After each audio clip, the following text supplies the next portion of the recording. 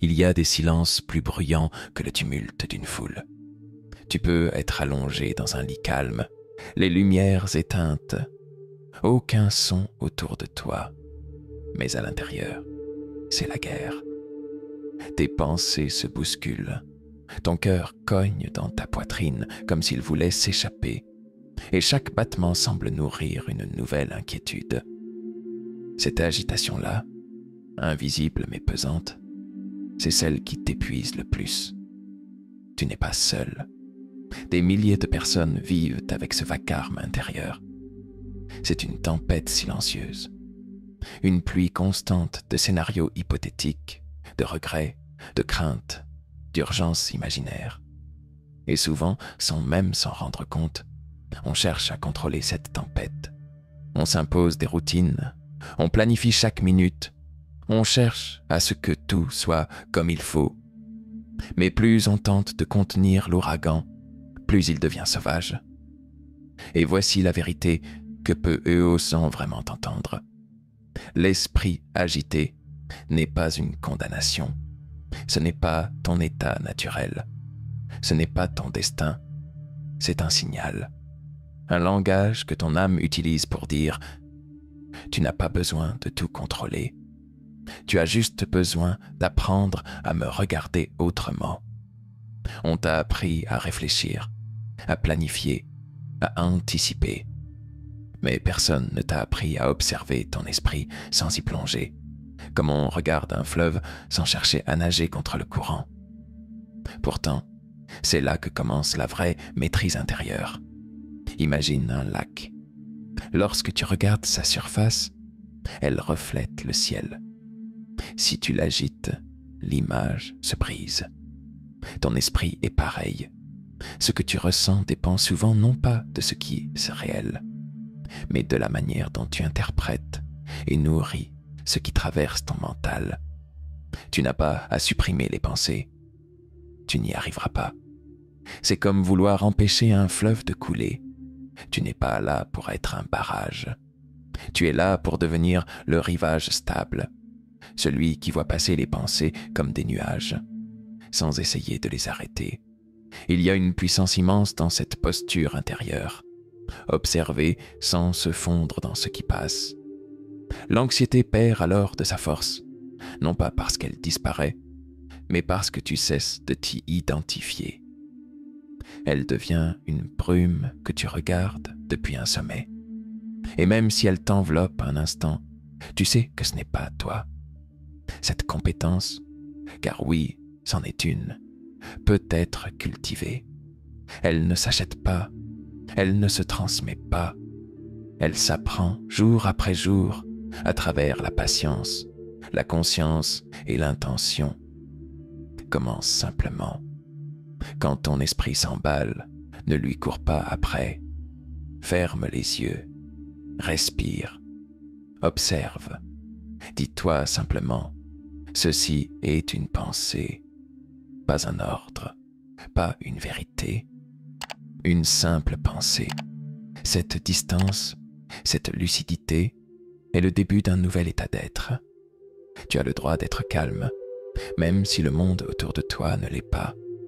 Tu as le droit de te retirer dans ton propre espace intérieur, comme on ferme la porte d'une pièce pour retrouver le silence. Et tu n'as pas besoin d'être un moine pour ça. Tu as juste besoin de te rappeler que la paix n'est pas extérieure à toi. Elle est là, juste derrière le tumulte. Un jour, tu regarderas en arrière et tu verras qu'il ne s'agissait jamais d'éteindre la tempête, mais d'apprendre à être l'abri qui y survit. Le calme n'est pas un privilège, c'est un choix, une orientation, un entraînement, et aujourd'hui peut être le premier jour de cet apprentissage. Il y avait une femme autrefois qui croyait que si elle tenait chaque chose fermement dans sa main, alors rien ne pourrait s'écrouler. Elle gérait tout, chaque détail, chaque parole, chaque silence. Elle a anticipé les disputes, prévoyait les imprévus, organisait l'invisible. Mais au fil des années, sa main était devenue douloureuse, crispée. son esprit tendu comme une corde prête à rompre. Et un jour, ce qui devait arriver arriva. Tout ce qu'elle contrôlait a fini par lui échapper, et elle s'est effondrée, non pas parce que la vie était trop dure, mais parce qu'elle portait ce qui ne lui appartenait pas. Ce que cette femme a découvert ensuite, ce que tant de gens découvrent dans la douleur, c'est que le contrôle est un mensonge doux, une illusion qui se dérobe quand on en a le plus besoin. Plus on veut tout maîtriser, plus la vie nous glisse entre les doigts, et c'est là que l'on comprend. Ce n'est pas le monde qu'il faut contenir, c'est notre rapport à lui qu'il faut transformer. Accepter, ce n'est pas abandonner, ce n'est pas dire « tant pis », ce n'est pas baisser les bras. Accepter, c'est regarder la réalité sans maquillage, sans filtre, sans rejet. C'est se dire « voilà ce qui est, voilà où j'en suis, voilà ce que je ne peux pas changer ». Et dans cette simple phrase se cache une puissance rare, parce que quand tu acceptes, tu arrêtes de gaspiller ton énergie à lutter contre l'évidence. Tu cesses de te débattre contre ce qui est déjà arrivé. Tu ouvres un espace où la clarté peut entrer. Un espace où tu peux te tenir droit, même au cœur de l'imprévisible. Et c'est précisément là, dans cet espace, que naît la vraie liberté. Regarde la nature. Elle n'essaie pas de résister à la pluie. L'arbre ne crie pas lorsque le vent le secoue. Il plie, il s'adapte, il reste enraciné. L'eau ne lutte pas contre la pente. Elle coule, elle suit, elle s'ajuste. L'univers, dans sa sagesse silencieuse, vit en accord avec ce qui est, non contre. Et toi, es-tu prête à cesser de lutter ? Il y a une sérénité profonde dans le fait de dire « je fais ce que je peux et je relâche ce que je ne peux pas ». Tu ne deviens pas impuissant, tu deviens lucide, tu ne deviens pas passif, tu deviens sélectif dans tes batailles, tu ne perds pas la maîtrise, tu retrouves ton axe. C'est un changement subtil mais radical, de la tension vers l'alignement, de la contrainte vers l'acceptation. Et plus tu pratiques cette vision, plus tu t'allèges. Tu dors mieux. Tu respires plus profondément. Tu cesses de t'en vouloir pour ce que tu ne pouvais de toute façon pas contrôler. Et tu redécouvres quelque chose que le contrôle t'avait volé. La présence, le moment présent. Cet instant qui ne demande rien d'autre que ton attention pleine, sans jugement, sans condition. Rappelle-toi, la paix ne naît pas d'un monde parfaitement ordonné. Elle naît d'un cœur qui ne lutte plus contre ce qui est. Et cela demande du courage, car il est facile de se battre. Il est plus difficile de regarder la vie droit dans les yeux et de dire « je t'accepte, même ainsi ». Et à partir de ce moment-là, la transformation commence. Imagine ceci, une pièce lumineuse, silencieuse, avec une table au centre. Tu t'assieds, devant toi une grande feuille blanche, et là, tu dessines 2 cercles, l'un dans l'autre. Le premier représente ce que tu peux contrôler, l'extérieur, ce que tu ne peux pas. Tu prends un stylo, lentement, tu écris, dans le cercle du centre, mes pensées, mes choix, mon attitude, mon souffle, mes mots, ma manière d'aimer, ma manière de réagir. Puis, tu lèves le stylo, inspire, et tu regardes l'extérieur du cercle. Les émotions des autres, les imprévus, la météo, le passé, les attentes des gens, les critiques, les pertes. Et là, quelque chose se passe. Une vérité silencieuse t'effleure. Tout ce que tu tentais de porter en même temps n'était pas à toi. Et tu comprends que la paix n'est pas un miracle. C'est un tri intérieur. C'est l'art de poser les bagages. de te réapproprier ton espace mental, de ne pas laisser les drames du monde se promener librement dans ton esprit. C'est ça, la boîte de la paix. Mais pour que cette paix grandisse, elle a besoin de pratiques vivantes, de gestes simples mais puissants. Quand tu manges, mange. Ne pense pas à demain. Ne t'évade pas dans une vidéo. Goûte. Ressens la texture. Savoure. Quand tu marches, sens le poids de ton corps sur le sol. Écoute les sons autour de toi. Laisse le vent toucher ta peau. Quand quelqu'un parle, écoute. Ne prépare pas déjà ta réponse. Écoute vraiment. C'est ce qu'on appelle la présence consciente. Et c'est comme si tu rappelais ton esprit à la maison. Tu ne le laisses plus courir dans les souvenirs ou les anticipations.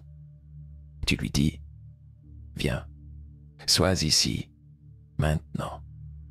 Chaque fois que tu fais cela, même quelques secondes, tu arraches une racine du chaos. Tu crées de la place. Tu nettoies l'intérieur. Et quand ce nettoyage commence, tu peux enfin planter. Ton esprit est un sol. Tu peux le laisser devenir une friche, envahi d'herbes folles, de critiques, de jugements, d'inquiétudes. Ou tu peux le transformer en jardin vivant, un lieu où tu choisis ce qui pousse. Commence par les graines. Je suis capable. Ce moment est suffisant. Je n'ai pas à tout comprendre pour avancer. Je suis digne de paix. Et chaque fois qu'une pensée toxique surgit, je ne suis pas assez. Et si je rate, c'est trop pour moi. N'essaie pas de la chasser brutalement.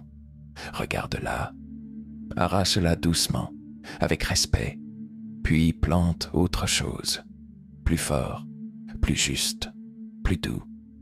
Ce jardin ne pousse pas en une nuit, mais chaque jour, tu peux arroser la paix avec de petites actions.